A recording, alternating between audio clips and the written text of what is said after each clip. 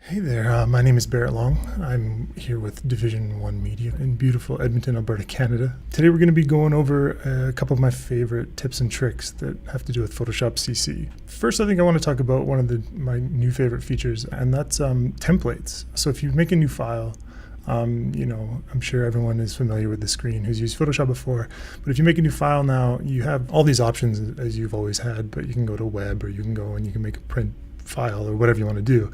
Now you'll notice when you click on these options, there's these template files for little things like having a laptop mock-up. It's there and it's available. It's a really interesting addition. Unfortunately, it's not all free. There's a ton of web framework. There's a ton of options you can go to. There we go. So yeah, you can see that there's a ton of different options. They're all unfortunately not free. You have to pay for them, but if there's something that you use and you use often and you really like, a couple hours, it might save you here or there. The time it'll save you might make it worth your while. So I've downloaded this elegant response page layout. You can look at the preview, sort of see what it looks like, see how the layout will be. You'll notice this one has 2 artboards on it. It's got your sort of full width and it's got your mobile. So, if you're starting a new project, you don't want to have that blank canvas. This might be a way to go. So, you just hit open and it populates it with all the text files and all the fonts and everything. I'm just going to resolve fonts on here. And there, you saved yourself a ton of work. It's not overly difficult work, but it's, if you're going to do a layout, having something to start with and then be able to tweak it instead of starting with a blank sheet is always just a little bit quicker.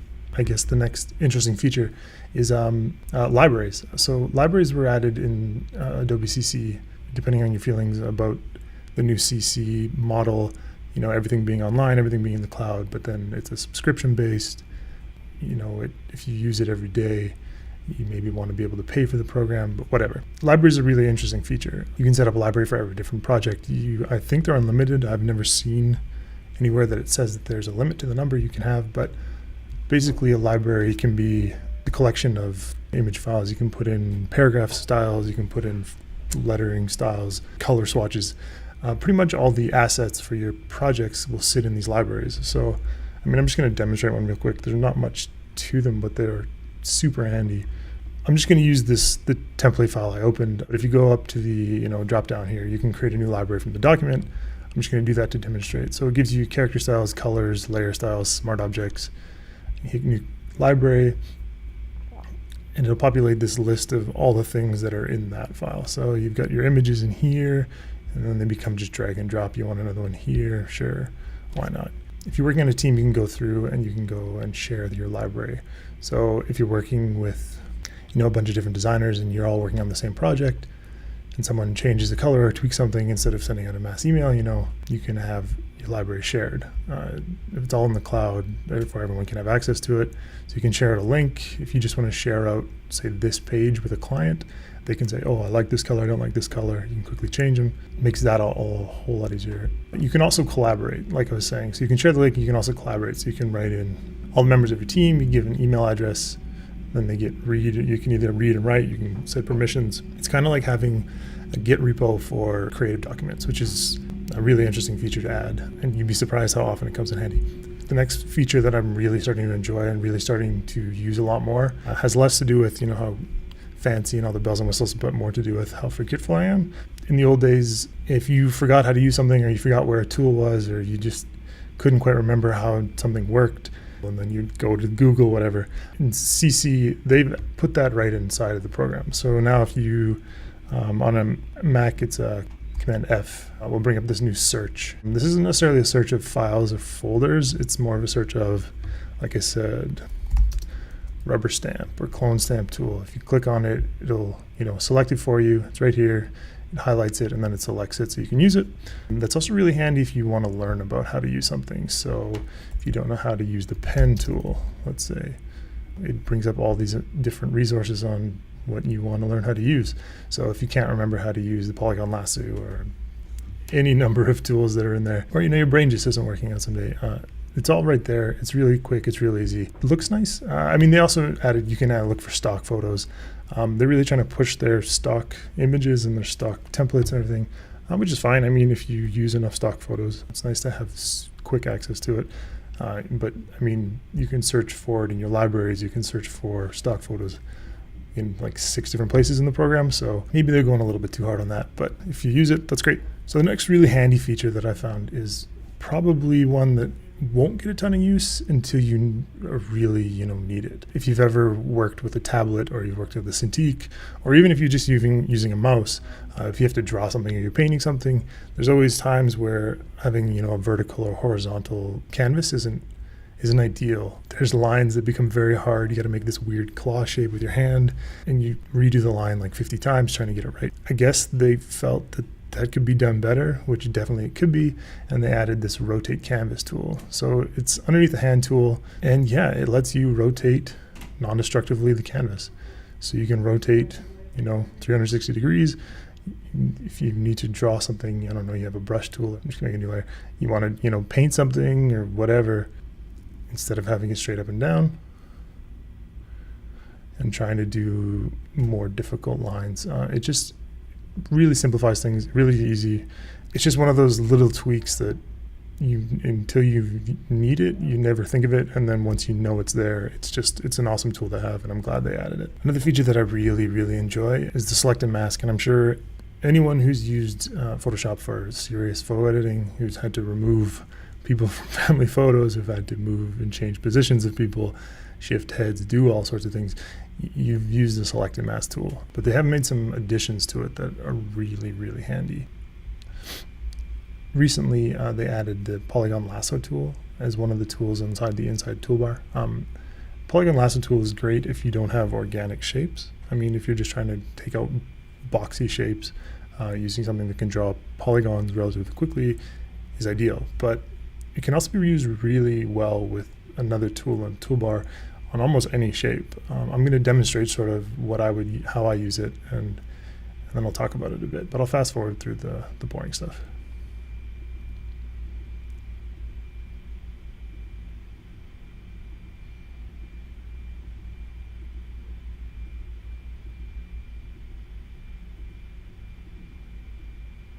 But there we go.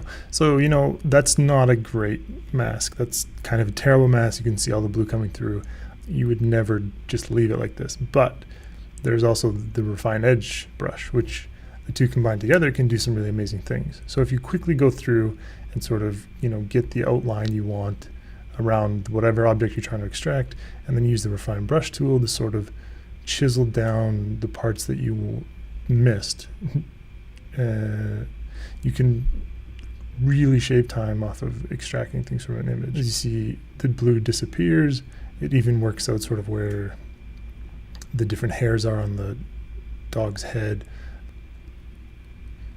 and figures out, where that edge is, how it can sort of blend that edge to make it look natural, and really refines that edge down to something that's much more usable.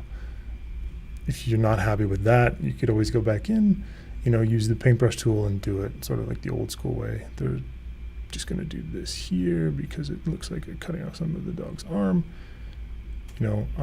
Make a few adjustments here and there, and hit OK. You'll notice that took very little time. You can then go invert this, delete the background, and bring in a different background, change the layer order. Yep, change the layer order. And there you go, you got a giant dog on a grass background. But as you can see, some of the additions they've made to that tool make it incredibly quick and easy to extract things from an image, shaving tons of time off of what used to be kind of a painstaking process. Okay, so I'm going to talk about now one of my favorite new features, and honestly, this one blows my mind. So they've had the LIQUIFY tool for a very long time. It lets you make all sorts of ridiculous sort of sweeping changes to images. I always thought it was kind of pointless, and I never really used it, but they recently added something that makes it magical in a way. I'll sort of show you what that is. They've gone through and they've added a face awareness mode. If you use the LIQUIFY tool, this would look familiar to you, but they've added this button right here. If you click it, all of a sudden the program goes through, finds all the faces in the picture, and then allows you to come in and edit those faces however you see fit. You'll notice on the side here you have options to increase eye size, to move the lips, to move the mouth, to make them happier or sadder, to make the noses larger or smaller. You can adjust face size. You can go through and do all sorts of just crazy things, and it does most of the work for you. I mean, it's not difficult to click a button and then just move some sliders. You have all sorts of things you can adjust. If people aren't smiling in a photo, you can make them smile. There's just no limit to the amount of changes you can make to a photo with this. And it goes through and it selects each face. So each face has its own set of sliders. You can do whatever you need to do. If you're doing a lot of portraits or you're doing a lot of group photos and you have people who have their eyes closed or our smiles are funny or drooping, I mean, this is a lifesaver. I will note that it's new. As you'll notice, there's no adjustments for this face in the middle. I mean, it's a growing pain. It's a brand new feature that they just added. So, I mean, I'm sure the recognition will get better. And yeah, it's just kind of crazy what you can do with it already. The next thing I want to talk about in Adobe CC is the addition of adjustment layers. So adjustments have always been options you would click on. If you had an image, you can click on it, go adjustments, change the levels of that image, make it way brighter, I guess. That's very destructive, obviously. You can't really go back and change it. It's very limiting on how you can work. There's now the adjustments tab. And under the adjustments tab, you have all these different options. Again, you can do levels, you can do curves, exposure, vibrance. You have a ton of different things you can work on here. If you do it this way, you can then, it adds in a layer instead of affecting the image directly. So now when you change the brightness or you change the contrast, if you go away and you do about 500 more layers and then you want to come back and change this, you're not deleting the image and starting over. You're going in here, you can go to the properties tab and you can change it. It's, do what you need to do, make it how you want it, and then this closes and it's just right here. You can also hide these layers, but they also affect things in different ways. Instead of just doing it on a single image, you can do it on multiple layers. You'll notice everything underneath of it then is affected by the adjustment layer. So we go to properties and we'll affect this, and you'll notice that the green gets a whole lot darker or it gets a whole lot lighter. But you can also go and you can assign these directly to a layer. So say you have brightness and you also want to do, I don't know, where's color? Hue and saturation. And you want to add a whole bunch of purple and green and whatever. I mean, that's up to you. That's up to the project. It depends on where you are. But you can go through that and say you just wanted to do it to this green layer.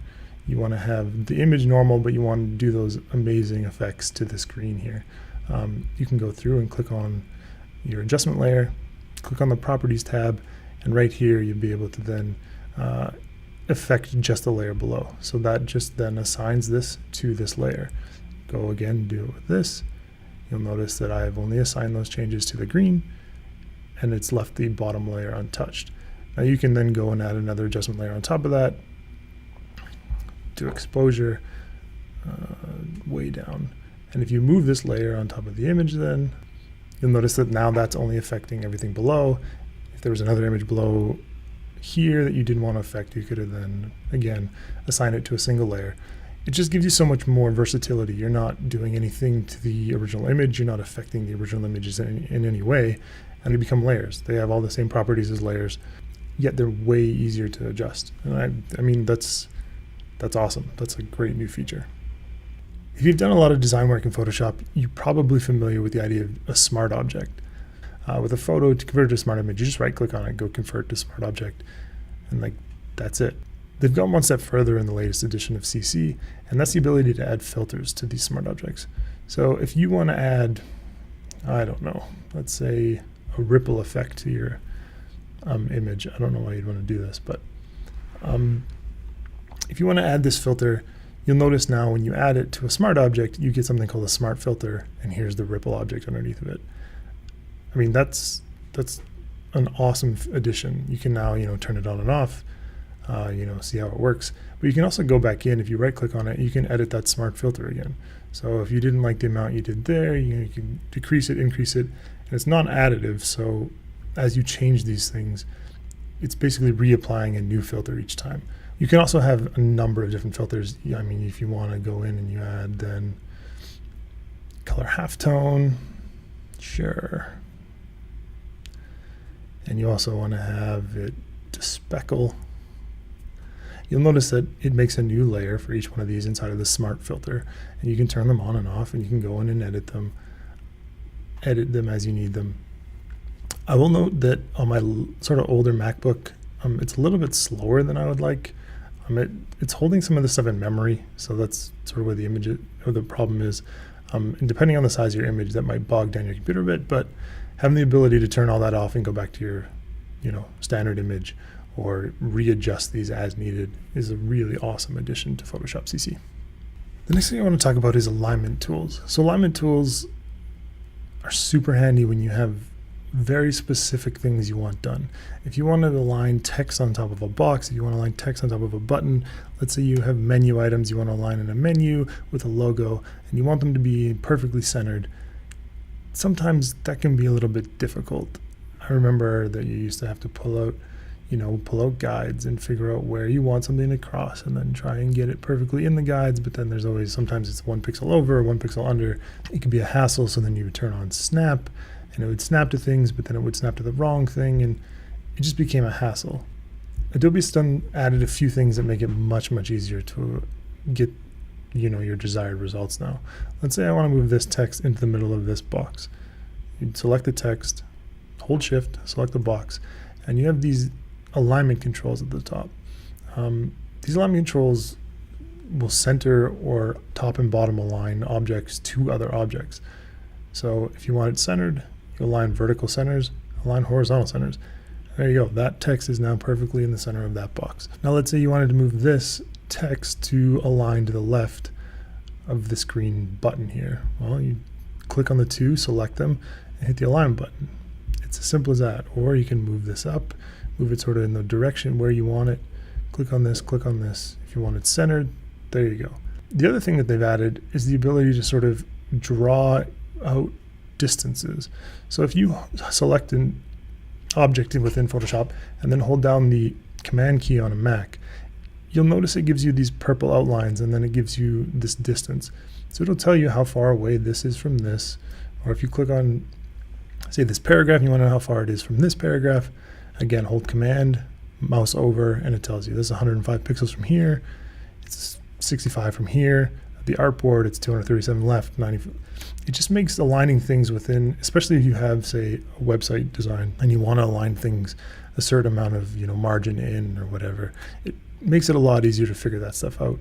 Or if you're coding from a Photoshop file and you didn't design it, but you have a designer who set it all up for you and they want it to be pretty much pixel perfect, finding the distances between things is a lot easier with holding down a button and just mousing over it. It lets you know sort of where everything is. Last thing I want to talk about is the ability to export CSS from a Photoshop file. Recently, Adobe has introduced this feature, and I think it's really an awesome step forward. I don't think it's quite where it will need to be if it's ever going to become like the standard for making CSS. I don't think that's ever going to happen. I don't think it's really designed for that. What it's really good for is, say you have a button style or a paragraph style and you just want to grab the code from it, or if you're working from a design doc and you want to get a few little things just so you have the right font sizes and whatnot. It's really good for something like that. You would never just select everything in a design, copy the CSS, and output it to a production site. That's not what it's designed for. So let's say I want this green box. It's really nice green box. I want it on my website. I can't believe how nice it is. You would just select the layer you want to get the code for. You just right click and it's right here. It's just copy CSS. It'll copy that to the clipboard. You go and you open up a Word editor, and just paste it in. There you go. It pulls the CSS class name from the layer. So if you want to get really specific, it'd make it a little bit easier. You won't have to do quite as much work on the CSS side. So if you wanted to call this awesome green box,